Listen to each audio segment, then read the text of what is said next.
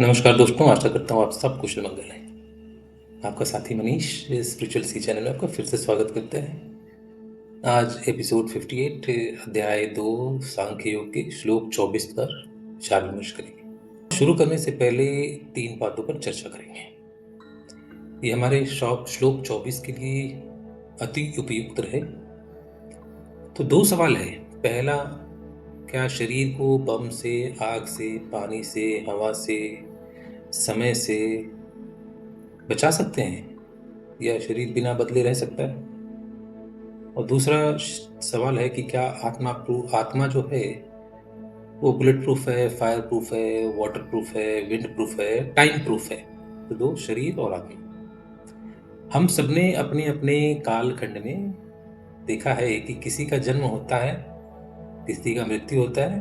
तो इसका मतलब ये नहीं कि इस शरीर का शुरुआत है या अंत है। लेकिन हमने आत्मा या सोल को तो नहीं देखा है, ना जन्म लेते हुए देखा है, ना मृत्यु होते हुए देखा है। लेकिन ये तो मानते हैं कि सृष्टि में कुछ है जो इस जीवन चक्र को चला रहा है, यानी ये लाइफ साइकिल को चला रहा है। एक क्षण के लिए मान लेते हैं कि वह आत्मा है, और अगर कोई और नाम या संज्ञा देना चाहते हैं तो आप दे दीजिए।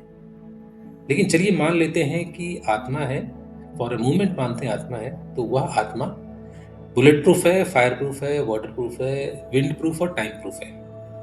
तो इसका मतलब है कि आत्मा क्या है? निरंतर है, कॉन्टिन्यूअस, जो एक रास्ते पर अनंत ही चलता जा रहा है। और शरीर जो है ये निरंतर नहीं है, कॉन्टिन्यूअस नहीं है। तो आत्मा या कोई और संज्ञा देने का होने का अर्थ क्या है? ये वर्णित नहीं है, लीनियर नहीं है, एक्यूरेट नहीं है, बल्कि ये एक रूपक है, एक शब्द चित्र है जिसकी गहराई बहुत ज्यादा है।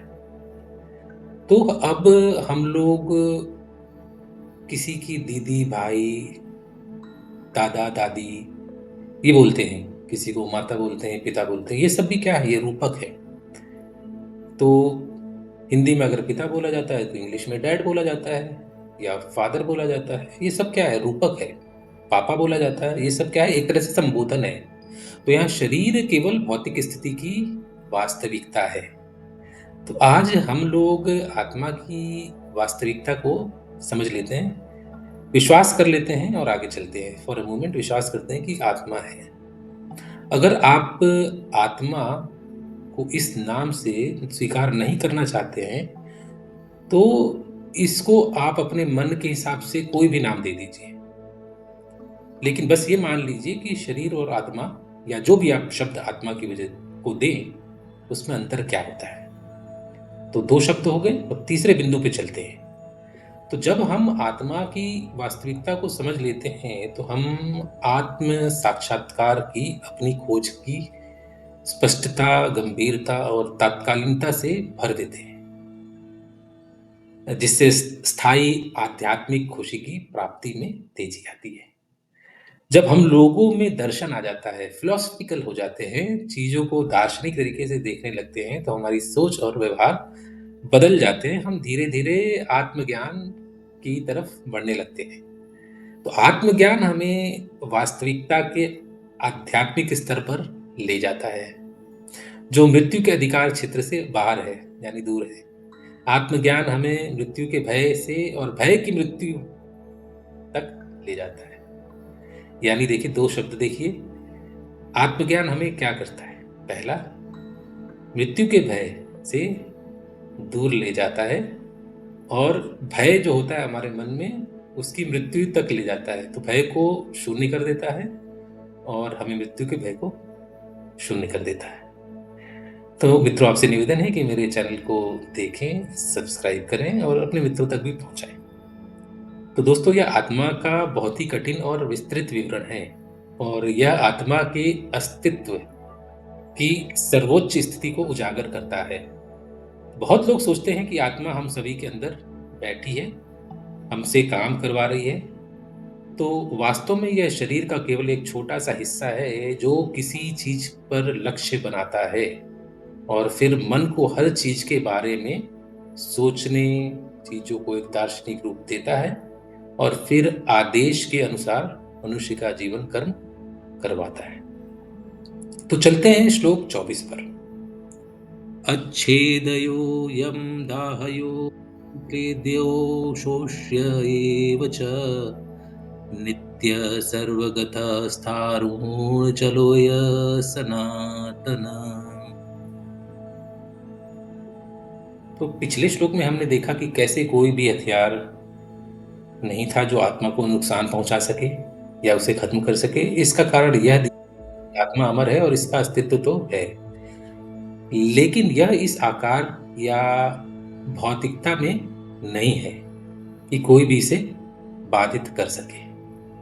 तो ऐसा कोई हथियार नहीं है जिसके इस्तेमाल से आत्मा को नुकसान पहुंचाया जा सके। ऐसा नहीं कि क्योंकि ये हथियार बेकार या अविनाशी है, साथ ही इसलिए भी नहीं कि इन हथियारों का इस्तेमाल करने वाला बेकार या अनुत्पादक है। केवल हथियार ही नहीं बल्कि मंत्र या जाप भी आत्मा के इस स्वरूप को चीरने या उसमें छेद करने के लिए पर्याप्त नहीं है। हालांकि श्राप, मंत्र और जाप बहुत शक्तिशाली होते हैं और किसी भी चीज को बनाया बिगाड़ सकते हैं। यहाँ एक सवाल हो सकता है कि अगर आत्मा हमेशा की तरह ही रहता है तो फिर एक जगह होनी चाहिए जहाँ या शरीर में न होने पर या कहीं कोई और रूप धारण करने पर रहता है, तो वह कौन सी जगह होगी? अगर आत्मा का निवास शरीर में नहीं है तो और कौन सी जगह है? तो इसका जवाब बहुत आसान है। आत्मा या तो जीवित लोगों, मनुष्यों में, जानवरों में, अन्य जीवों के शरीरों में रहता है, या यह भगवान विष्णु के हृदय में यानी वैकुंठ लोक में बैठा रहता है। तो जब आत्मा को तृप्ति मिल जाती है, आत्मा मोक्ष प्राप्त कर लेता है, तो वो वैकुंठ लोक में बैठा रहता है। अगला सवाल यह है कि अगर आत्मा हर जगह है तो यह एक जगह से दूसरी जगह जाने के लिए किस मीडियम या परिवहन के या किस साधन का उपयोग कर सकता है, या बस कभी कहीं किसी तरह से एक जगह से दूसरे जगह जा सकता है? तो इसका जवाब फिर से यही है कि यह हर जगह है जहां भगवान विष्णु है। और अगर भगवान विष्णु हर जगह हैं तो इसे कहीं भी या किसी भी तरह से यात्रा करने की कोई जरूरत नहीं होती है। तो फिर अगर शरीर जन्म ले रहा है और मर रहा है तो क्या आत्मा भी जन्म ले रहा है क्या? इसका जवाब अगेन फिर से बहुत आसान है। वह मरता नहीं है, जन्म भी नहीं लेता है, हमेशा से था, हमेशा रहेगा। तो जो कुछ भी खत्म हो सकता है और जिसे नुकसान पहुंचाया जा सकता है या समाप्त किया जा सकता है, वह पहले नहीं था, बाद में भी नहीं रहेगा, जैसे कि शरीर। लेकिन आत्मा का जन्म नहीं होता, कभी नहीं मरता, उसे नुकसान भी नहीं पहुंचाया जा सकता, इसलिए वह हमेशा रहेगी और हमेशा ही हमेशा रहती है।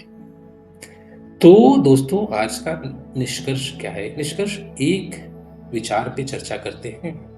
तो हमने देखा कि श्लोक में आत्मा का बहुत ही विस्तृत विवरण किया गया है।